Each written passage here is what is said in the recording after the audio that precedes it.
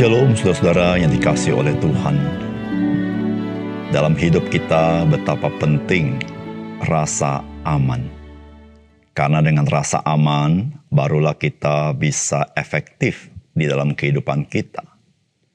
Namun satu peringatan bahwa rasa aman yang palsu justru sangat berbahaya bagi hidup kita. Saudara yang dikasihi oleh Tuhan, aman hanya ada di dalam Yesus Kristus. Karena Dia adalah batu karang yang teguh, juru selamat, dan Dialah Tuhan dari segala sesuatu. Salam jumpa dalam program Tuhan adalah Gembalaku. Saudara, kehidupan manusia memiliki satu karakteristik, yaitu dalam bahasa Inggrisnya itu restless, atau dalam bahasa Indonesianya itu gelisah atau kegelisahan. Saudara, gelisah atau kegelisahan ini bisa tidak nyata, terlihat secara lahiriah. Namun bisa nyata di mana manusia mencari sesuatu yang dapat memuaskan dirinya. Dan pencarian itu dapat bermuara pada hal-hal yang berbeda-beda. Sebenarnya, hal itu bukan semata-mata perkara lahiriah, melainkan ekspresi daripada perkara batinnya. Saudara, Alkitab membukakan kepada kita bahwa hanya Tuhanlah tempat perhentian yang sesungguhnya. Saudara, Tuhan Yesus sendiri mengajak kita dengan mengatakan, "Marilah kepadaku semua yang letih lesu dan berbeban berat. Aku akan memberikan kelegaan kepadamu." Itu di dalam Matius pasal 11 ayat 28. Saudara, kelegaan yang dimaksud Tuhan Yesus adalah perhentian bagi batin kita. Saudara, itulah yang Tuhan Yesus katakan bahwa Ia memberikan damai sejahteranya yang tidak dapat diberikan dunia kepada kita. Saudara, mari kita membaca Ibrani pasal 4 ayat 1 sampai 13. Sebab itu baiklah kita waspada supaya jangan ada seorang di antara kamu yang dianggap ketinggalan, sekalipun janji akan masuk ke dalam perhentiannya masih berlaku.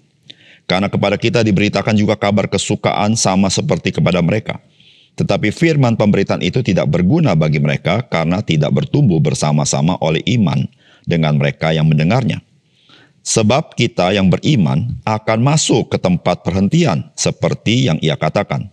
Sehingga aku bersumpah dalam murkaku mereka takkan masuk ke tempat perhentianku sekalipun pekerjaannya sudah selesai sejak dunia dijadikan. Sebab tentang hari ketujuh pernah dikatakan di dalam suatu nas, dan Allah berhenti pada hari ketujuh dari segala pekerjaannya. Dan dalam nas itu kita baca mereka takkan masuk ke tempat perhentianku. Jadi sudah jelas bahwa ada sejumlah orang akan masuk ke tempat perhentian itu, sedangkan mereka yang kepadanya lebih dahulu diberikan kabar kesukaan itu, tidak masuk karena ketidaktaatan mereka. Sebab itu ia menetapkan pula suatu hari, yaitu hari ini, ketika ia setelah sekian lama berfirman dengan perantaran Daud seperti dikatakan di atas, pada hari ini jika kamu mendengar suaranya, janganlah keraskan hatimu. Sebab andai kata Yosua telah membawa mereka masuk ke tempat perhentian, pasti Allah tidak akan berkata-kata kemudian tentang suatu hari lain. Jadi, masih tersedia suatu hari perhentian, hari ketujuh yang bagi umat Allah. Sebab barang siapa telah masuk ke tempat perhentiannya, ia sendiri telah berhenti dari segala pekerjaannya, sama seperti Allah berhenti dari pekerjaannya. Karena itu, baiklah kita berusaha untuk masuk ke dalam perhentian itu, supaya jangan seorang pun jatuh karena mengikuti contoh ketidaktaatan itu juga. Sebab firman Allah hidup dan kuat dan lebih tajam daripada pedang bermata dua manapun, ia menusuk amat dalam sampai memisahkan jiwa dan roh, sendi-sendi dan sumsum, ia sanggup membedakan pertimbangan dan pikiran hati kita. Dan tidak ada suatu makhluk pun yang tersembunyi di hadapannya, sebab segala sesuatu telanjang dan terbuka di depan mata Dia, yang kepadanya kita harus memberikan pertanggungan jawab. Saudara yang dikasihi oleh Tuhan, perhentian merupakan topik dari firman Tuhan yang kita baca. Ternyata bangsa Israel yang keluar dari Mesir tidak sampai kepada tanah perjanjian yang disebut suatu tempat perhentian. Namun mereka yang sudah di tanah perjanjian, Allah mengatakan bahwa Tuhan menyediakan perhentian. Hal itu berarti bahwa peristiwa Israel masuk ke tanah perjanjian merupakan sebuah tipologi dari tanah perjanjian yang sesungguhnya, yaitu sorga atau hidup yang kekal. Saudara, hidup itu yang tidak bisa didapat dari apa yang di dunia ini, melainkan berada dari Sang Hidup, yaitu Yesus Kristus. Apakah pesan firman Tuhan bagi kita? Yang pertama, perhentian yang sesungguhnya yang Tuhan berikan kepada kita ada di dalam Yesus Kristus, di mana Kristus sudah selesai melaksanakan karya penebusannya di atas kayu salib. Saudara, firman Tuhan berkata begini, sebab itu baiklah kita waspada supaya jangan ada seorang di antara kamu yang dianggap ketinggalan. Sekalipun janji akan masuk ke dalam perhentiannya masih berlaku. Karena kepada kita diberitakan juga kabar kesukaan sama seperti kepada mereka, tetapi firman pemberitaan itu tidak berguna bagi mereka karena tidak bertumbuh bersama-sama oleh iman dengan mereka yang mendengarnya. Sebab kita yang beriman akan masuk ke tempat perhentian seperti yang ia katakan. Sehingga aku bersumpah dalam murkaku, mereka tak akan masuk ke tempat perhentianku. Sekalipun pekerjaannya sudah selesai sejak dunia dijadikan. Sebab tentang hari ketujuh pernah dikatakan dalam suatu nas, dan Allah berhenti pada hari ketujuh dari segala pekerjaannya, dan dalam nas itu kita baca, mereka takkan masuk ke tempat perhentianku. Saudara, menarik sekali firman Tuhan yang kita baca. Berulang-ulang, firman Tuhan berkata, mereka tidak akan masuk ke dalam perhentianku. Saudara, bukan perhentian mereka, tetapi perhentianku. Artinya saudara-saudara, perhentian itu bukan perhentian manusia, tetapi itu pekerjaan Tuhan. Saudara, bangsa Israel yang keluar dari tanah Mesir tidak masuk ke dalam tanah perjanjian. Mereka tidak masuk ke dalam perhentianku, Tuhan katakan. Tetapi mereka yang sudah di dalam tanah perjanjian, Tuhan berkata, masih ada kesempatan untuk masuk ke dalam perhentianku. Saudara, perhentian di dalam perjanjian lama menjadi sebuah tipologi akan perhentian yang sesungguhnya yang sifatnya kekal, yaitu sorga atau hidup yang kekal. Dan saudara, bagaimanakah seorang bisa masuk ke dalam perhentian Tuhan? Yaitu saudara-saudara, ketika seseorang itu beriman, maka ketika dia beriman kepada Yesus Kristus, maka dia masuk ke dalam perhentian di dalam Yesus Kristus. Mengapa demikian? Karena Yesus di atas kayu salib berkata, sudah selesai. Saudara, ketika kita ingin mengalami perhentian, maka bukan perhentian dari apa yang bisa kita kerjakan, tetapi perhentian yang dianugerahkan Tuhan kepada kita, yaitu melalui karya Tuhan Yesus di atas kayu salib. Saudara, ketika kita menerima karya itu, saudara, kita masuk ke dalam perhentian Tuhan. Di situ saudara-saudara, yang dimaksudkan perhentian itu adalah bahwa saudara dan saya menerima hidup yang berkelimpahan itu, hidup yang kekal itu, di dalam hidup kita. Sehingga kita tidak lagi menjadi orang-orang yang merasa tidak aman, menjadi orang-orang yang merasa takut, menjadi orang-orang di bawah bayang-bayang maut. Tetapi kita adalah orang-orang yang melihat pengharapan dalam Tuhan, kita melihat kemuliaan Tuhan. Saudara, kita tidak lagi diperbudak oleh kuasa gelap, tidak diperbudak oleh kuasa dosa. Di situ saudara, kita mendapat damai sejahtera Tuhan. Yaitu saudara, dengan iman kepada Yesus Kristus yang sudah menyelesaikan karya penebusan di atas kayu salib. Saudara, perhentian tidak pernah dicapai dengan usaha manusia. Perhentian yang sejati, yaitu karya Tuhan semata-mata. Termasuk dalam perjanjian lama. Ketika Allah berbicara perhentiannya, berbicara Allah berhenti pada hari ketujuh. Dan manusia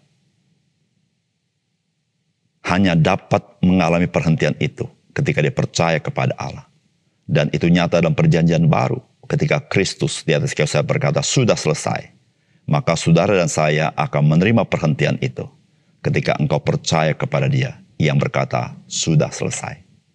Yang kedua, saudara, kita masuk ke dalam perhentian ketika kita menerima anugerah di dalam Yesus Kristus dan hidup di dalam anugerah itu. Dan hal itu nyata dari kasih yang mentaati firman Tuhan. Saudara, firman Tuhan berkata begini, sebab barang siapa telah masuk ke tempat perhentiannya, ia sendiri telah berhenti dari segala pekerjaannya sama seperti Allah berhenti dari pekerjaannya. Karena itu baiklah kita berusaha untuk masuk ke dalam perhentian itu supaya jangan seorang pun jatuh karena mengikuti contoh ketidaktaatan itu juga. Sebab firman Allah itu hidup, kuat dan lebih tajam daripada pedang bermata dua manapun.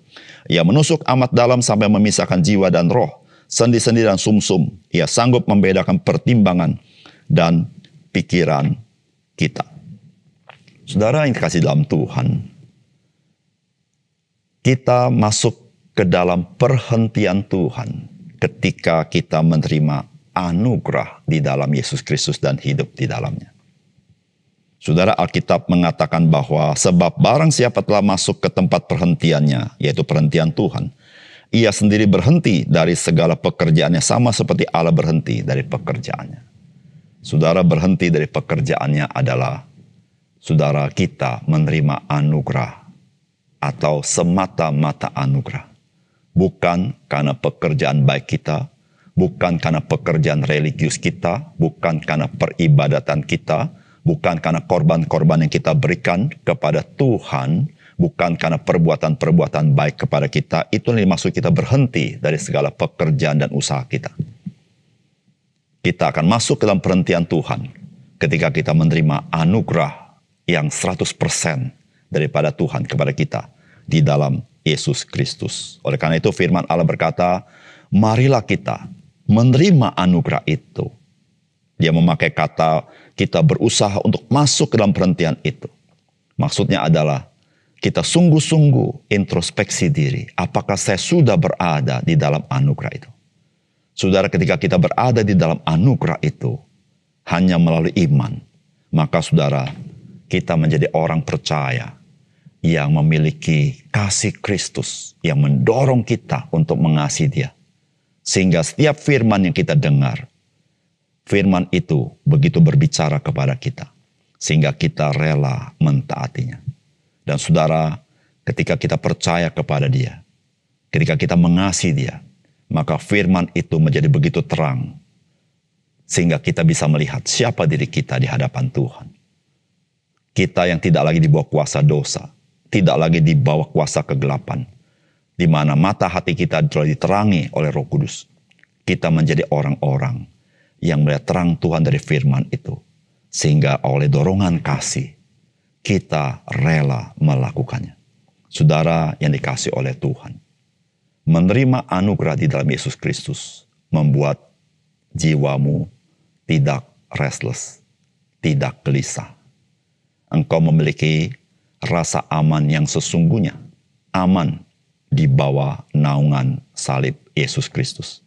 Karena anugerah yang Dia berikan kepada kita, melindungi kita, memelihara kita, dan memberikan jaminan akan kepastian kemuliaan yang Tuhan berikan bersama-sama dengan Dia. Mari kita berdoa. Bapa surga, terima kasih untuk keindahan firman Tuhan bagi kami. Karena ketika kami masuk ke dalam perhentian-Mu, kami berhenti dari pekerjaan kami sama seperti Allah berhenti dari pekerjaannya. Ya Tuhan, terima kasih. Hanya melalui iman kepada Yesus Kristus kami menerima anugerah itu. Terpujilah nama-Mu Tuhan, dalam nama Tuhan Yesus kami berdoa. Amin.